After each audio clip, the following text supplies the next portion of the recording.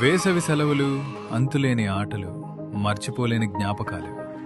కానీ ఈ సందడి వెనుక మనం గమనించని ఒక నిశ్శబ్ద మృత్యువు పొంచి ఉంది.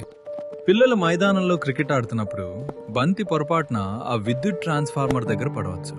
ఆ బంతిని తెచ్చే తొందరలో ఆ చిన్నారి చేతులు లైవ్ వైర్లను తాకవచ్చు. గుర్తుంచుకోండి, ఆ ఒక్క సెకను ఉత్సాహం జీవితాంతం తీరని వేదనగా మిగిలిపోవచ్చు.